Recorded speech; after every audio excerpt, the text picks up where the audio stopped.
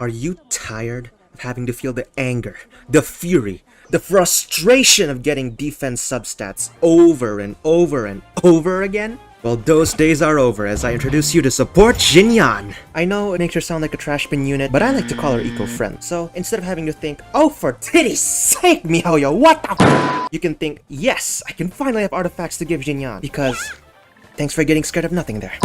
Because, let's be honest here, Xinyan's become a pretty neglected unit as of late. Now let me get this out there. Xinyan is an awesome shield unit, and a pretty decent physical support unit as well. She can be paired with people like Bennett to achieve the double pyro resonance, therefore making her an amazing teammate for Eula, since the 25% attack bonus from the pyro elemental resonance can increase Eula's damage even further. Now, I don't have a Eula, so I can't exactly back up that statement, but anyone who does have Eula, please try this out. Trust me, she is not as bad of a character as you think she is. However, there's a catch. What, you thought you can milk out all her support abilities without any investment? Of course not! See, even she agrees. Why didn't you come to me, Eula? I'm crippling dead!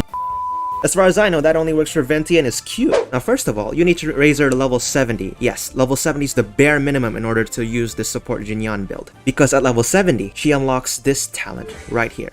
Now that's rock and roll, which grants a character shielded by her E a 15% increase in physical damage. Not only that, her shield, generated from her Q, affects opponents with Pyro, and creates more opportunities for elemental reactions, and is also viable in physical Kaching builds as well. For her artifacts, now this is a very weird artifact set. I say that because when you read her E's description, it says that the shield's damage absorption scales based on Xinyan's defense stat. Now first of all, why is it so weird, I say? Because I'm running a 4-star artifact set, and normally this would be a huge problem, but this is a support build, therefore she's gonna have a very shy playstyle anyway, so that shouldn't be much of a problem since you're not gonna be on her most of the time when you're fighting. So to make use of and make her shield as strong as possible all the while protecting your team, increasing your physical damage bonus, and creating more reaction opportunities, capitalize on her shield. I use 2-piece Defender's Will and 2-piece Bolide, but you can see here I use 3 because I'm just that lazy. Yeah, you remember that defense percent goblet and defense percent hat that made you want to bash your screen? Well, guess what? It's useful now. Again, I'm not saying she's a trash bin unit, but if you got resources to build her, then, you know, why not? I'm not saying she's a must either, but she could be a very fun addition to physical damage teams with what she can offer. Now, for her weapon, I strongly recommend the White Blind, as to capitalize on her shield, which scales off of her defense stat. Okay, now I know I talked a pretty big game about this unit, but claims are nothing without any proof that back them up. Now, I don't have a Eula, but I do run a physical DPS Zhongli. I'm not a whale, so I'll have to make do with what I have. Now, here's a side-by-side comparison